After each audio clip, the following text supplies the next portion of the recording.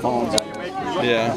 The quality, though, is not quite the same. I'm waiting for the next best thing. I've already rolled out the iPads and the iPhones. I figure there's going to be something coming up next that's going to be even better. I'll tell you, though, I have a nephew that has an iPad.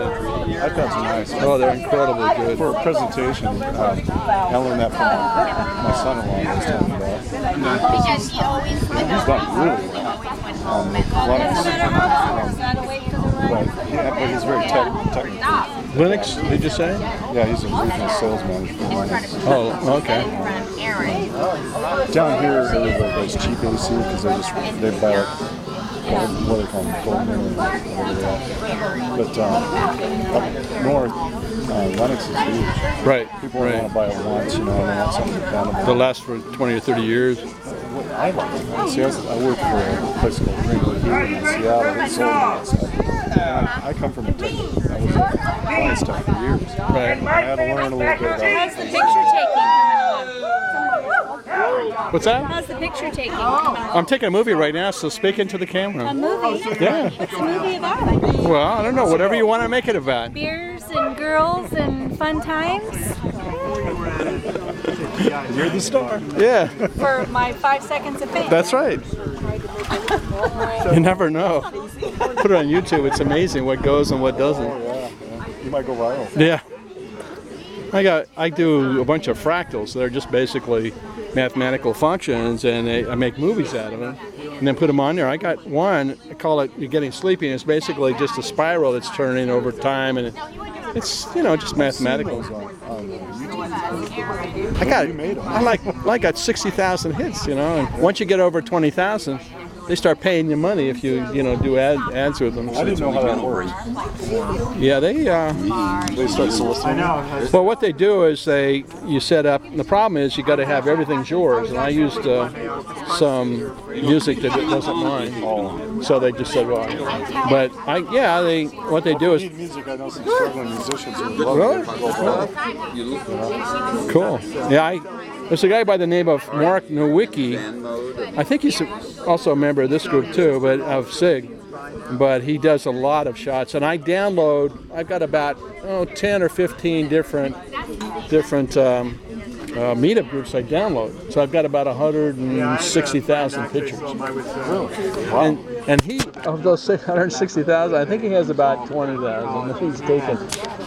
He's a kayaker. He does a lot of that. AOAG does a lot of kayaking, so he's got a lot of really neat pictures. I used to be a pretty young hunter when I made up north, but you get to certain age, you want to touch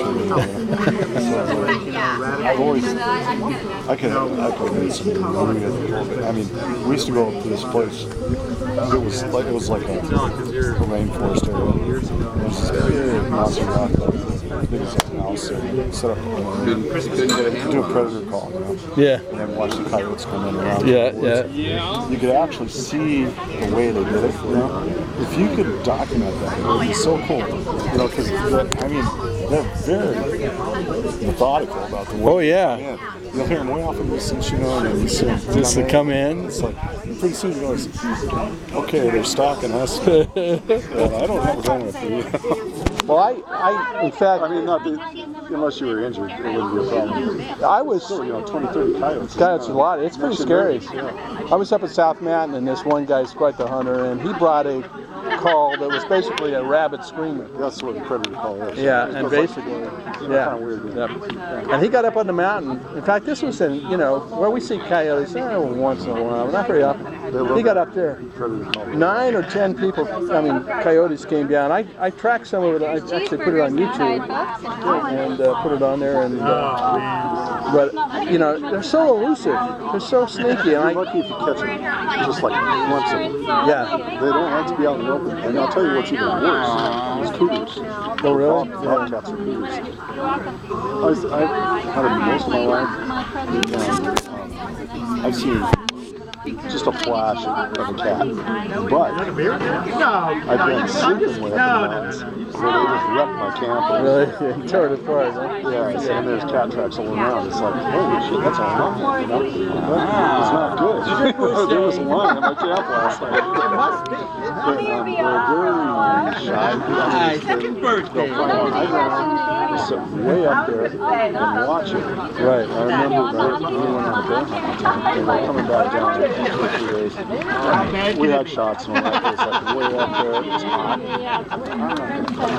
You know, it'd be 2, 3, it was 7, 8 miles up there.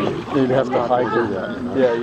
And we're coming down, and this group, what we call flower sniffers up there, you know, coming up the trail, and they're like, we're here with their kids and shit. We had been, this cat was in our camp, and we came down this trail, and there was like a whole bunch of, you know what vine maples are? They grow really thick, and they're like thick, you know? Okay. And there was like just a problem in the vine maples. Being the idiots we were, we went out to go out, and there's like this grotto in there.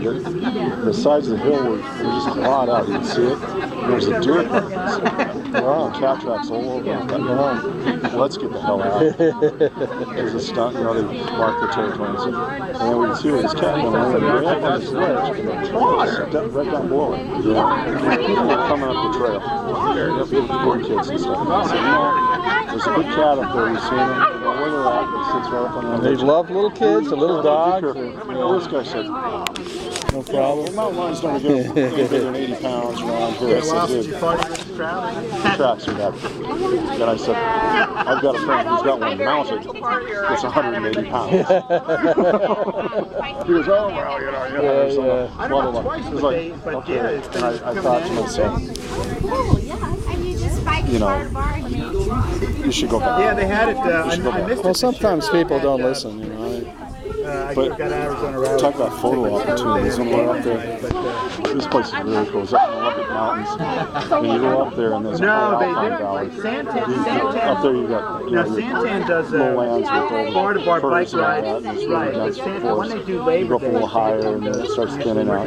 You get alpine valleys, you know, like just flowers and stuff. And that's where the bears are. Like, is that like near Mount Wheeler, or is that someplace else? Wheeler, Yeah, it's out on that. It's west of Green. It's out on the peninsula. Okay. In Olympic Mountains. Right. It's a place called Hammerham. You wouldn't know what it is. It's only Indians and sage frontiersmen that go out. I'm always amazed. You got the rainforest, and then, you know, in Portland anyway, you go about 20 miles, and you're into desert, you know, high desert. It's amazing. Oregon's totally different.